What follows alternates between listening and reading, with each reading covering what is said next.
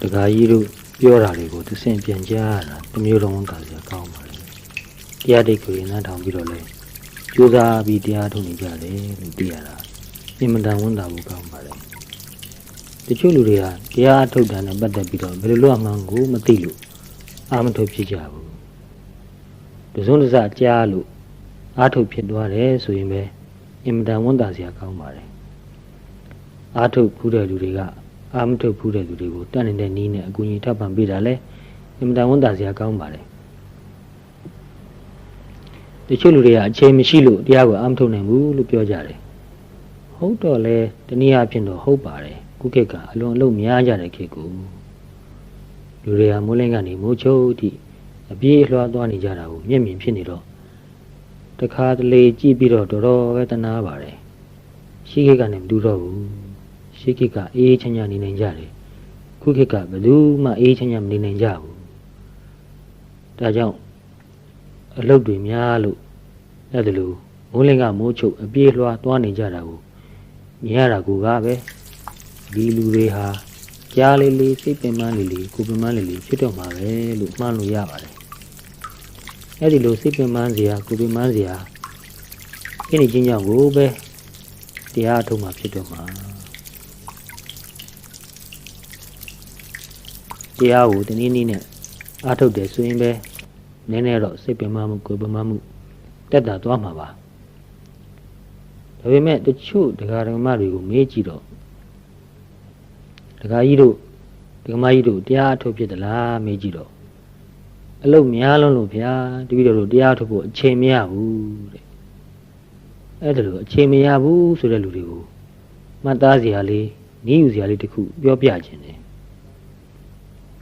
ပြီးခဲ့တဲ့တပတ်လောက်တုန်းက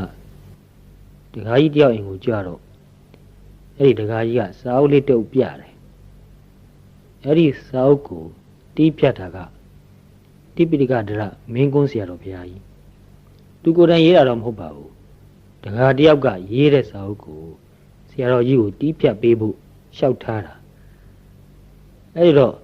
အများသိကြတဲ့အတိုင်းပဲဆရာတော်ကြီးမှာသာသနာတာဝန်တွေအလွန်များတယ်အားလာတဲ့အချိန်ဆိုတာမရှိပါဘူးဆရာတော်ကြီးကိုယ်တိုင်ဏိဒန်းထက်မှာဘယ်လိုရေးထားလဲဆိုရင်တချို့စေးလိတော့ကွန်းဝါကြတဲ့ဒကာတော်မတွေဟာအလုတ်လွန်များတဲ့ကြားကမရမကအချိန်လူပြီးတော့စေးလိတော့ကွန်းဝါကြတာကို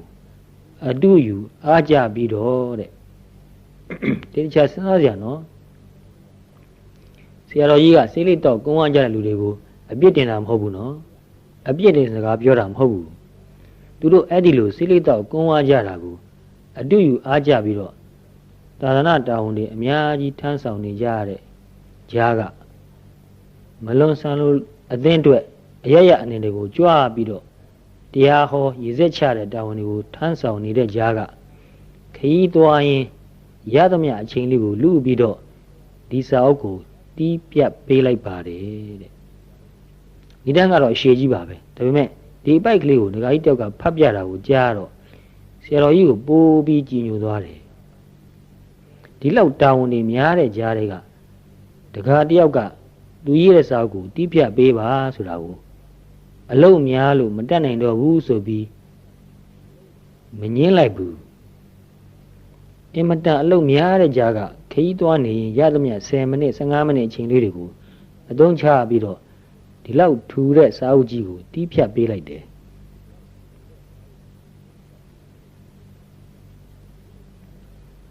စေးလိတ်တစ်ခါတောက်ရင်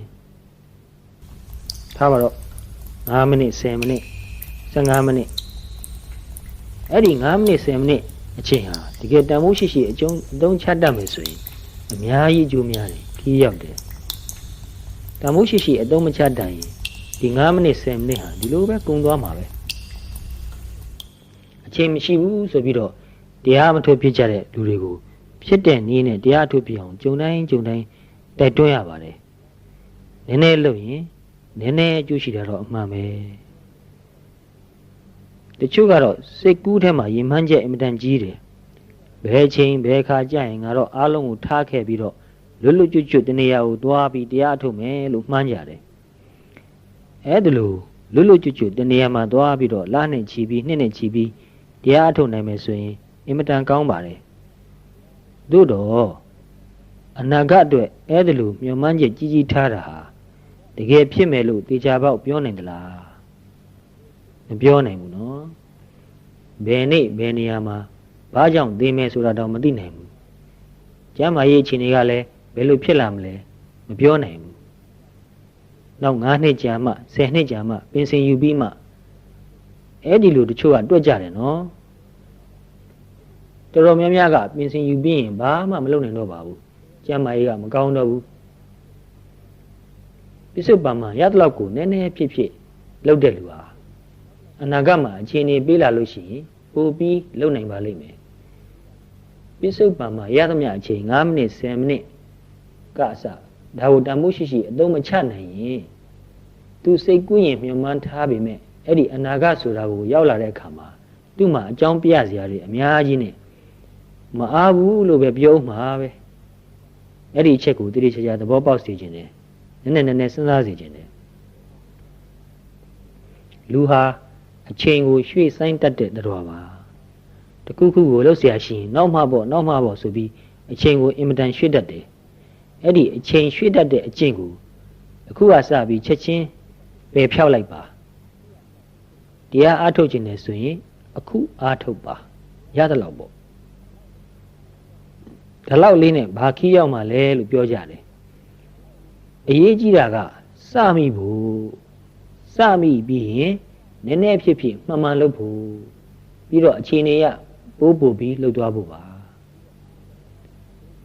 နောက်တစ်ချက်စဉ်းစားသင့်တာကအလုပ်သိမ့်များတာကိုအချိန်မလောက်တာကို time stress လို့ခေါ်တယ်အလုပ်များလွန်းလို့အချိန်မရှိဘူးအချိန်ကိုအင်မတန်လုနေရတယ်နော်